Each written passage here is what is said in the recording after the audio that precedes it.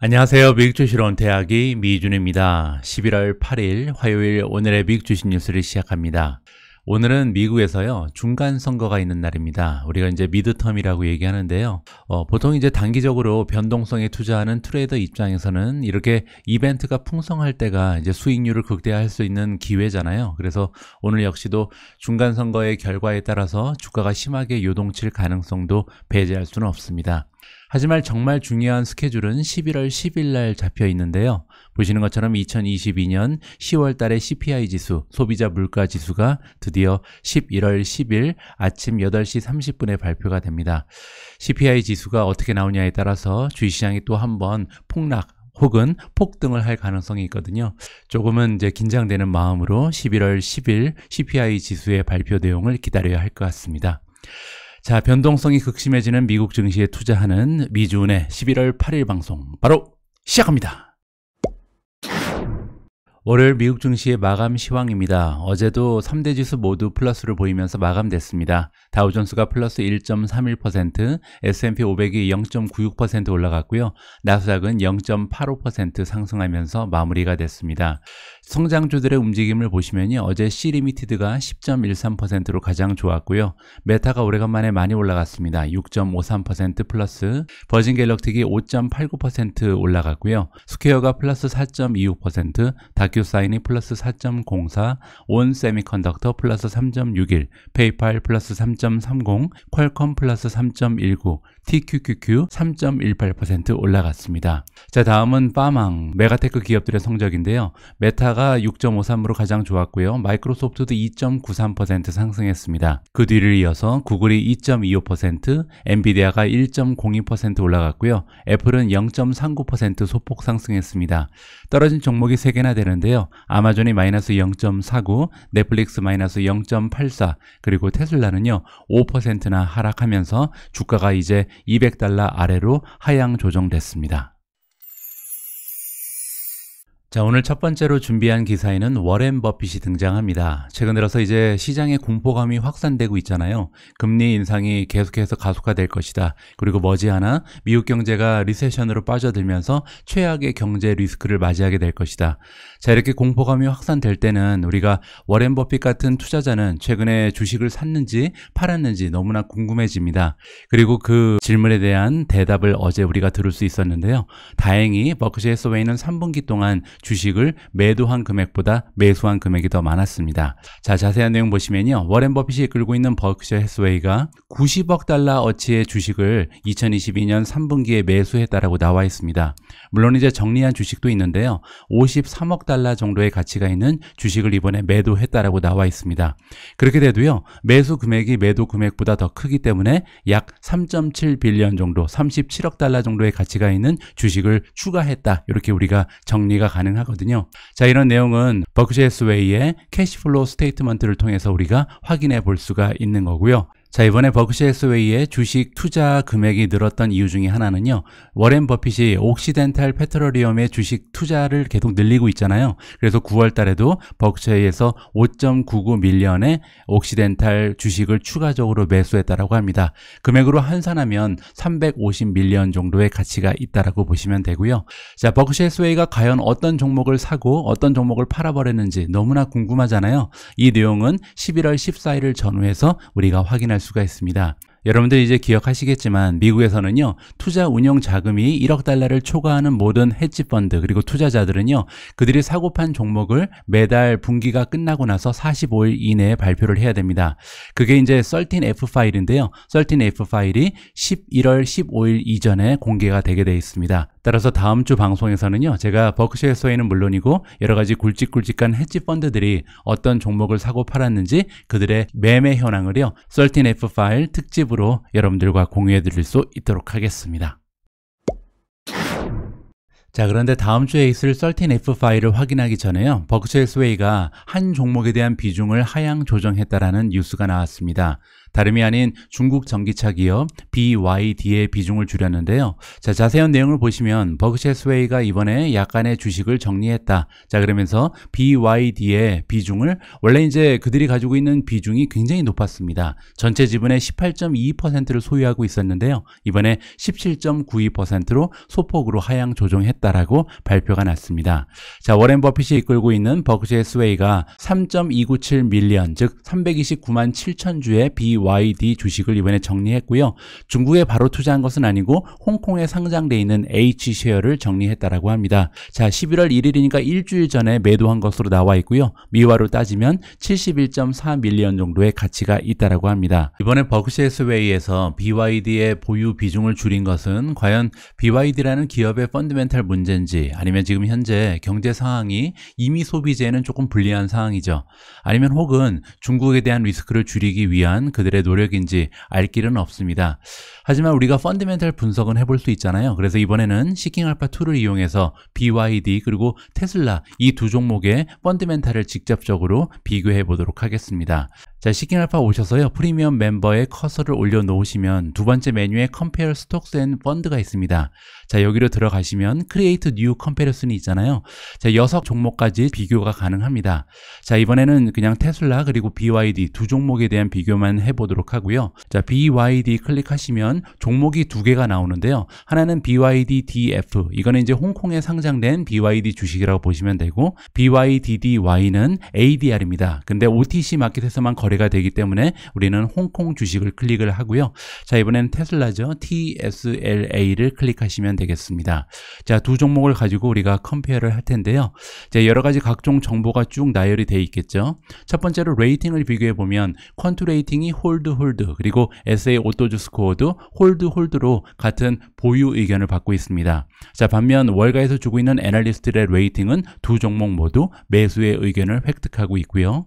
자, 밑으로 내려가시면 랭킹이 나와 있는데요. 두 종목 중에 현재 퀀트 스코어가 더 높은 종목은 테슬라입니다. 30개의 종목 중에 8위를 차지하고 있고, 이 BYDDF는 30개의 종목 중에 14위를 마크하고 있거든요. 두 종목 모두 같은 인더스트리에 들어가 있겠죠. 클릭을 해서 과연 그러면 1위부터 7위까지는 어떤 종목이 있는지 잠시 확인을 해보도록 하겠습니다. 탑 오토모빌 자동차 매뉴팩처러 스톡을 쭉 나열해 주고 있는데요. 현재 퀀트 스코어를 기준으로 했을 때 가장 높은 점수를 획득하고 있는 기업은 GM입니다. 무려 5점 만점에 4.95를 획득하고 있고요. SA 오토즈 스코어도 3.66, 월가에서 주고 있는 애널리스트의 점수도 4.04로 나쁘지 않습니다. 자, 퀀트 스코어를 기준으로 했을 때 2위는 포드고요. 포드는 4.33이라는 높은 퀀트 스코어를 받고 있고요. 자, 3위는 스텔란티스가 3.49, 그리고 5위를 보시면 폭스바겐 이 보이고요. 6위에 BYDDY가 올라가 있습니다. 자, 그리고 나서 이제 8위를 보시면 테슬라가 마크가 되어 있고, 현재 5점 만점에 3.31이라는 퀀트 스코어를 받고 있습니다. 자, 이 종목들에 대한 자세한 분석은요, 여러분들께서 직접 어닝도 확인해 보시고, 밸류에이션, 성장세, 그리고 리스크라든지 수익성에 관련된 여러 가지 지표를 비교해 보시면 좋을 것 같습니다. 자, 오늘은 일단 BYD 그리고 테슬라의 비교 분석만 좀 진행해 보도록 하고요. 자, 퀀트 팩터 그레이드로 가니까 두 종목이 비슷한 평가를 받고 있습니다. 밸류에이션은 두 종목 모두 아직까지 좀 비싼 상태고요. 성장세는 A로 갔습니다. 프로피타빌리티, 수익성을 보시면요, 두 종목 모두 다른 자동차 기업에 비해서는 좋은 수익성을 발휘하고 있고요. 반면 최근에 주가의 흐름, 모멘텀이 좋지가 않은데요. BYD는 D+, 테슬라는 D를 받고 있는 상황입니다. 자, 그리고 EPS의 예상치 같은 경우는 테슬라만 B를 받고 있고요. BYD는 현재 커버하고 있는 애널리스트가 없다, 이렇게 보실 수가 있겠습니다. 자, 밑으로 조금 더 내려가시면 토탈 리턴이 나오는데요. 최근 들어서 이제 두 종목 모두 주가가 많이 떨어졌다고 말씀을 드렸죠. 3개월 리턴을 보면 BYD가 마이너스 31%, 테슬라도 마찬가지입니다. 자, 그리고 YTD 1월 1일부터 지금까지의 성적을 보시면 BYD는 마이너스 26%, 테슬라가 훨씬 더 많이 떨어졌네요. 44%나 주가가 하락한 상황이고요. 자, 배당을 보시면 테슬라는 배당금이 없죠. 근데 BYD는요, 아주 배당률이 낮습니다. 0.06이니까 거의 무시할 수준이라고 보시면 될 것 같고요. 자, 현재 밸류에이션을 PE 레이쇼를 기준으로 봤을 때 TTM이 52배 그리고 63배가 나오고 있습니다. 지난 12개월 동안 BYD가 만들어낸 순이익에 비해서 52배를 주면 시가총액이 나오는 거고요. 테슬라는 63.96배로 과거에 비해서는 굉장히 많이 떨어져 있는 상황이죠. 자, 이번에는 프라이스 투 세일즈를 보시면 BYD가 훨씬 더 낮습니다. BYD 같은 경우는요, 1년 동안 만든 매출의 1.5배만 주면 시가총액이 나오는데요. 테슬라는 아직까지 8.59배를 줘야 되거든요. 자, 이 얘기는 역으로 얘기하면 테슬라의 수익성이 훨씬 더 좋다, 이렇게 우리가 생각해 볼 수가 있는 거고요. 자, 다음은 성장세입니다. 매출의 1년 성장세를 보면 BYD가 72.1%로 테슬라의 59.8%보다 더 높습니다. 하지만 향후 12개월 동안 우리가 기대할 수 있는 미래의 성장을 보시면요, BYD는 46.3%로 다소 주춤해질 것으로 보이고요. 테슬라는 55%라는 건강한 성장을 지켜낼 수 있을 것으로 시장의 전문가들이 예상치를 던져주고 있습니다. 자, 그리고 에비타의 성장을 보시면요, 지난 12개월 동안 BYD가 21.6%, 테슬라는 119%나 성장을 했거든요. 따라서 매출의 성장은 BYD가 더 좋았지만 에비타 수익의 성장은 테슬라가 단연 압도적이었다, 이렇게 볼 수가 있습니다. 자, 그리고 EPS의 성장을 보시면 BYD는 200%, 테슬라는 218%로 두 종목 모두 굉장히 좋은 성장세를 유지하고 있습니다. 자, 수익성을 보겠습니다. 총이익률을 보시면 BYD가 15% 정도를 보이고 있고요. 테슬라는 26.6%, 그리고 경기가 좋았을 때는 30%를 넘어간 적도 있잖아요. 따라서 총 수익률 역시 거의 2배 가까이 테슬라가 압도적인 모습을 보이고 있고요. 자, 밑에 넷인컴 마진을 보시면 BYD는 2.93%, 반면 테슬라는 15% 가까이 되거든요. 따라서 지금 순이익 마진을 봤을 때 BYD가 자동차 5대를 판매하는 것보다 테슬라가 자동차 1대를 판매했을 때 나오는 순이익이 더 크다, 이 부분을 우리가 확인해 볼 수가 있겠죠. 게다가 테슬라 같은 경우는 BYD에 비해서 고가의 자동차를 판매하고 있잖아요. 따라서 실제 순이익은 BYD의 한 7, 8대를 판매하는 것보다 테슬라의 한 대에서 나오는 순이익이 더 크다, 이 부분을 생각해 볼 때 테슬라의 투자 가치가 얼마나 큰지 다시 한번 확인할 수 있었습니다. 자, 그럼에도 불구하고 저는 단 한 종목에 우리의 소중한 투자 자금을 모두 투여하는 것은 반대합니다.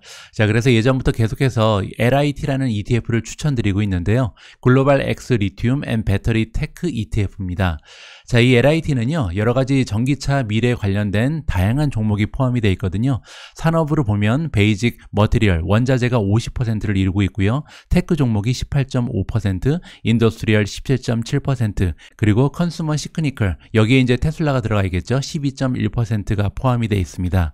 자, 탑 홀딩을 보면요, 엘버말이라든지 소시에데드 퀴미카, 원자재 종목이 1, 2위를 다투고 있고요. 삼성 SDI, 그리고 밑에 LG 케미칼 LTD, 배터리 종목들도 많이 들어가 있는 것으로 확인이 되죠. 파나소닉도 보이고요. BYD가 지금 9위, 9번째로 비중이 높은 종목입니다. 현재 비중은 3.85%고요. 자, 아쉽게도 테슬라가 보이지 않는데 제가 확인해 보니까 11위를 마크하고 있습니다.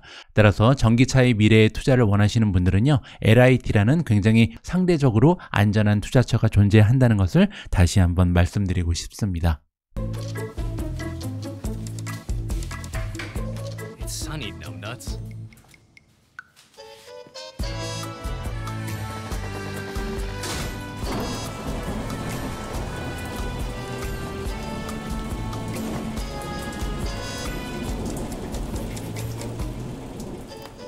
Stephen Kress, creator of Seeking Alpha's stock picking system. Seeking Alpha, all you need to know about investing in top stocks or in anything else. Seeking Alpha, be a better investor.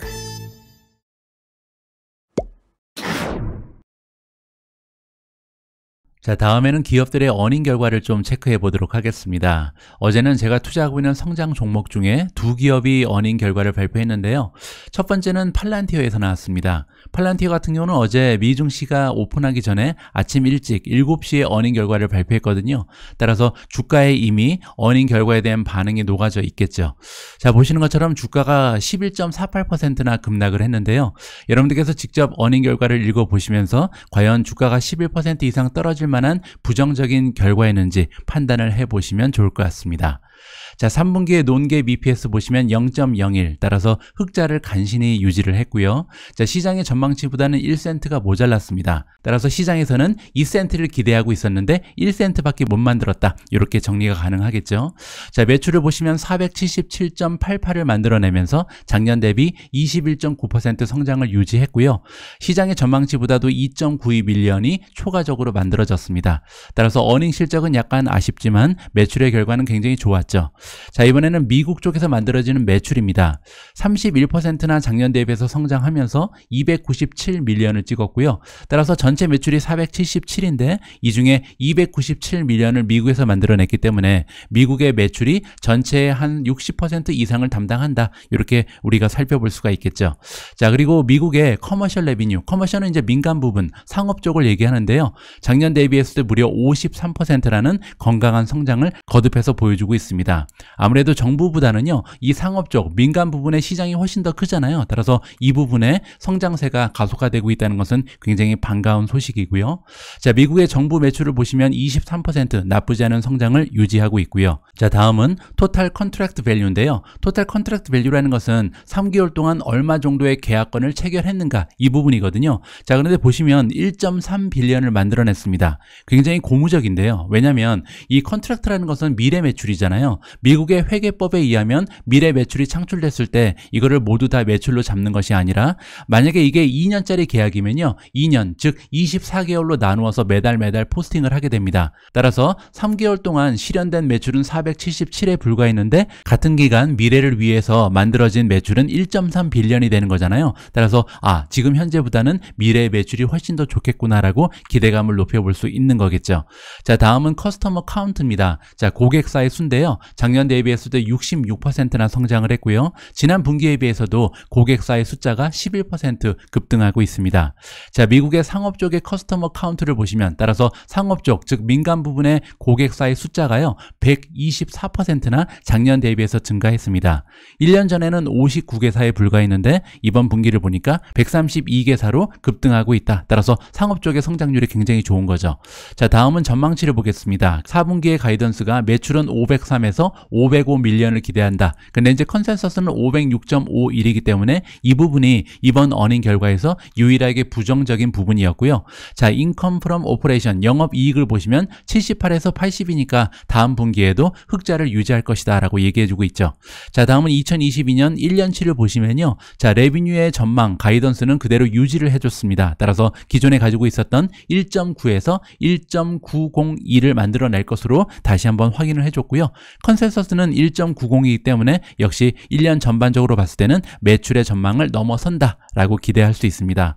자, 다음은 인컴인데요. 자, 영업이익이 이번에 전망치가 상향 조정됐습니다. 지난 분기 발표 내용에 의하면 341에서 343을 기대한다라고 얘기했었는데요. 자, 이번 분기 실적을 발표하면서, 자, 그럼 연말이 되면 우리가 만들어내는 영업이익은 384에서 386까지 올라갈 수 있다. 따라서 기대치가 상승되고 있는 거죠. 전반적으로 봤을 때 저는 굉장히 긍정적인 어닝 결과였다고 판단을 하고요. 따라서 11.4%나 주가가 떨어질 이유는 없었다라고 개인적으로 판단하고 있습니다.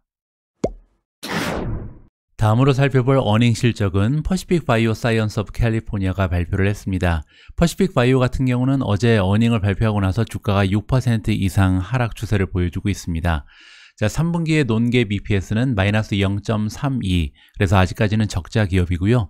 제 생각에는 아직까지 흑자로 전환하기 위해서는 상당히 오랜 시간이 걸릴 수 있는 기업입니다. 참고하셔야 될 것 같고요. 자, 시장의 전망치보다는 1센트가 더 나왔고요. 자, 레비뉴 같은 경우는 32.31밀리언을 만들어내면서 작년 대비했을 때 무려 7.4%나 마이너스 성장을 보여줬습니다. 그러면서 시장의 전망치보다도 3밀리언이 덜 나왔거든요. 따라서 어제 어닝 실적은 굉장히 실망스러웠다라고 정리가 가능하겠죠. 자, 퍼시픽 바이오는 매출을 크게 세 부분으로 나눌 수가 있는데요. 첫 번째는 인스트루먼트, 두 번째는 컨슈머블스, 세 번째는 서비스입니다. 자, 첫 번째 인스트루먼트는 이제 장비를 판매해서 만들어내는 매출이겠죠. 장비에서 들어온 매출이 11.4밀리언을 기록했고요. 그런데 이제 1년 전과 비교를 해보면 1년 전에는 15.9밀리언을 만들어냈기 때문에 장비 매출이 굉장히 많이 줄어들었다라고 정리가 가능합니다. 자, 두 번째 컨슈머블을 보시면 컨슈머블은 이제 장비를 판매하고 나서요, 이 시퀀셜 시퀀싱에 필요한 소모품이 있잖아요. 그래서 소모품을 판매해서 만들어내는 매출이라고 보시면 됩니다. 뭐 예를 들어서 이 장비 같은 경우는 프린터라고 보시면 프린터 안에 들어가는 잉크라든지 종이를 판매한다, 이렇게 보시면 되겠죠. 하지만 이제 퍼시픽 바이오는 DNA 시퀀싱 장비를 판매하고 거기에 들어가는 소모품이 16.1밀리언을 만들어내면서 장비에서 나온 매출보다 오히려 소모품에서 나오는 매출이 더 좋다라고 정리가 가능합니다. 작년하고 비교했을 때도 14.6에서 16.1로 오히려 증가한 부분을 살펴볼 수가 있죠. 자, 서비스 매출은 4.8밀리언입니다. 물론 이제 프린터가 망가지면 정비도 해줘야 되잖아요. 4.8밀리언을 만들어내면서 작년에 4.4보다는 서비스 매출도 증가를 했습니다. 자, 이번 분기에 판매된 장비의 숫자가 34개라고 나오는데요. 장비의 이름은 시퀄입니다. 시퀄2 시스템을 지금 34개를 판매했는데 문제는 1년 전에는 44대가 판매가 됐기 때문에 아무래도 장비에서 들어온 매출이 감소할 수밖에 없었겠죠. 자, 그리고 지금까지 판매된 시퀄2의 판매 대수는요 494대를 기록하고 있습니다. 작년에 326대에서 1년 동안 170대 가까이 추가적으로 판매를 했다라고 보시면 되겠죠. 따라서 퍼시픽 바이오의 매출 구조는요 인투이티브 서지컬과 굉장히 비슷합니다. 즉 판매된 장비의 개수가 늘면 늘수록 거기에서 들어오는 소모품 그리고 서비스 매출이 계속해서 증가할 수밖에 없는 구조를 가지고 있죠. 이것이 이제 투자의 매력 중에 하나다라고 정리가 가능하고요. 자, 또 하나의 부분은 레비오입니다. 최근 들어서 이제 레비오라는 새로운 시스템을 개발하고 런칭을 했잖아요. 따라서 앞으로 이 시퀄의 뒤를 이어서 판매되는 레비오에서 어느 정도의 매출의 증가가 발생할는지 관심을 가지고 지켜볼 필요가 있을 것 같습니다. 다음으로 준비된 기사에는 애플이 나오는데요. 애플이 이번에 중국의 코비드 영향으로 인해서 아이폰 14의 판매 실적이 기대에 미치지 못할 가능성이 있다라는 경고의 메시지가 나오고 있습니다. 자, 애플이 일요일날 직접 발표를 했는데 그들이 예상하기로 아이폰의 shipment가 그러니까 이제 배송하고 판매하는 것이 예전에 그들이 가지고 있었던 전망에 미치지 못할 것이다, 더 낮아질 것이다 라고 직접 발표를 했거든요. 자, 이제 우리가 예상하기로 아이폰 14 프로 그리고 아이폰 14 프로 맥스의 shipment가 판매하고 배송하는 과정이요 전에 생각했던 것만큼 원활하지 못하다라고 발표를 하고 있습니다. 따라서 고객 입장에서는 훨씬 더 오래 기다려야 할 가능성이 있다라고 얘기를 하고 있고요. 자, 그 이유는 다름이 아닌 코비드 바이러스의 영향인데요. 자, 코비드 19의 제한 때문에 지금 임시적으로 많은 영향을 끼치고 있다. 아이폰 14 프로 그리고 아이폰 14 프로 맥스를 조립하는 공장이 중국에 있는 정저우에 있는데요. 이쪽에 지금 시설이 제대로 돌아가지 못하고 있다. 다른 기사에 따르면 한 50%가 가동을 중지했다라고 발표가 나오고 있습니다. 따라서 생산 대수 역시 반으로 줄어들었겠죠. 자, 이러한 상황에서 아무래도 4분기 실적에 적지 않은 영향을 끼치지 않을까 걱정이 되는 그런 상황입니다. 자, 하지만 애플이 또한 첨언을 했는데요. 그 디맨드, 따라서 수요는 아무런 걱정이 없다. 지금 공급에 문제가 있을 뿐이지 아이폰 14에 대한 수요는 굉장히 건강하다라고 다시 한번 재확인을 해줬습니다. 자, 애플 같은 경우는요. 전체 조립 과정의 90% 이상이 중국에서 아직까지 일어나고 있고요. 또한 전체 매출의 20%를 중국에 의존하는 기업입니다. 따라서 애플에게 가장 중요한 분기가 4분기인데요. 과연 4분기 어닝 결과가 전망치를 넘어설 수 있을지 약간은 걱정되는 마음으로 기다려봐야 할 것 같습니다. 다음으로 준비된 기사에는 아마존 그리고 리비안이 등장합니다. 아마존 같은 경우는요, 리비안의 최대 고객일 뿐만 아니라 리비안의 주식에 투자한 것으로 유명하죠. 자, 그런데 이번에 아마존이요, 리비안의 활용도를 높여나가고 있다. 점점 더 많은 리비안 자동차를 활용하고 있다. 이러한 기사가 발표되고 있습니다. 런칭을 한 이후에 지금 500만 개 정도의 패키지를 리비안을 이용을 해서 배송을 하고 있다. 이렇게 발표가 났고요. 자, 그리고 처음에는 한 12개 정도가 조금 넘는 굉장히 제한된 지역에서만 리비안을 활용했었는데 이제는 무려 1000대 이상의 전기차를 활용해서 100개 이상의 도시에서 전기차를 이용한 배송을 시작하고 있다. 이렇게 발표가 됐습니다. 자, 아마존은 또 한 번 확인을 해줬는데요. 계속해서 리비안의 활용 대수를 늘려나가면서 결국 2030년 정도가 되면 10만 대 정도의 리비안 자동차를 사용하겠다라고 다시 한번 재확인을 해줬습니다. 따라서 장기적으로 보면 리비안이라는 기업 역시 꾸준히 매출이 증대할 가능성이 높다. 하지만 그 시점이 언제가 될지는 조금 더 기다려 봐야 할 것 같습니다. 자, 오늘 마지막으로 전달해드릴 기사는요, 차트 전문가의 의견입니다. 자, 이번 차트 분석은 메가테크 기업들을 상대로 진행이 된 것 같은데요. 차트의 분석에 따르면 현재 메가테크 기업들의 추세가 너무나 좋지 않다라고 합니다.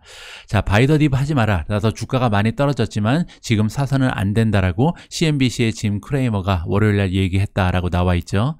자, 그 이유는 뭐냐면 현재 캐롤라인 보로든이라는 차트 전문가가 있는데요. 이분의 차트 분석에 따르면 알파벳도 그렇고 아마존도 그렇고 대부분의 메가테크 기업들이 굉장히 좋지 않은 기술적인 추세를 보이고 있다라고 합니다.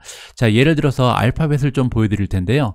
현재 주가가 여기까지 떨어져 있는 상황인데 그 위로 여러 가지 선이 보이죠. 가장 위에 있는 게 200일 이평선, 그리고 나서 50일 이평선, 5일 이평선, 13일 이평선, 다양한 이제 이평선이 있는데 모두 주가 위쪽에 위치해 있습니다. 그 얘기는요, 현재 주가의 추세가 굉장히 좋지가 않죠. 따라서 최고점을 찍고 떨어지고 이렇게 오르락 내리락 하고 있지만 계속해서 최고점도 하락 추세를 보이고 있고 최저점도 하락 추세를 보이고 있다. 자, 이렇게 최고점의 하락 추세, 최저점의 하락 추세가 이어질 때는 어떻게 보면 터널을 만들면서 장기적으로 하락 추세가 장기화될 수 있다. 이렇게 우리가 예상을 할 수도 있는 거고요. 그리고 기술적 분석을 통해서 발견할 수 있는 두 번째 문제는 뭐냐면요, 여기 나와 있는 많은 선이 있죠. 이 선이 뭐냐면 저항선입니다. 따라서 주가가 나중에 반등을 시도할 때 너무나 많은 저항선을 만들면서 주가의 상승 추세가 지속되지 못할 가능성이 높다. 따라서 단기적으로는요, 지금 현재 알파벳도 그렇고 여러 가지 메가테크 기업들이 굉장히 어려운 기술적 추세를 나타내고 있다는 것이 이번 기사의 취지였습니다. 참고만 하시면 좋을 것 같습니다. 11월 8일 보내드린 오늘의 미국 주식 뉴스는 여기까지입니다. 오늘 방송도 함께해 주신 모든 분들께 감사의 말씀을 드립니다. 그리고 제가 엊그제 올린 미존 주식 포트폴리오 마지막 공개 영상이 있었잖아요. 이 영상 보시고 상당히 많은 분들께서 따뜻한 코멘트 남겨주셨습니다. 코멘트 남겨주신 모든 분들께 진심으로 감사의 말씀을 드리고 싶고요. 그리고 여러분들 말씀하신 것처럼 제가 뭐 추가적으로 새로운 종목을 발굴한다든지 매도를 할 때요, 여러분들께 계속해서 지속적으로 업데이트를 해드릴 수 있도록 하겠습니다. 뭐 포트폴리오를 공개하지 않을 뿐이지 제가 투자하는 방식이라든지 투자의 전략, 그리고 투자 종목에 대한 업데이트는 계속 해드릴 테니까 이 부분은 걱정 안 하셔도 됩니다. 자, 그러면 저는 내일 조금 더 따끈따끈한 소식 잔뜩 모아서요, 다시 인사드릴 수 있도록 하겠습니다. 우리 모두가 미국 주식 투자로 은퇴하는 그날까지 다 함께 화이팅입니다. 행복한 하루 되세요. 감사합니다.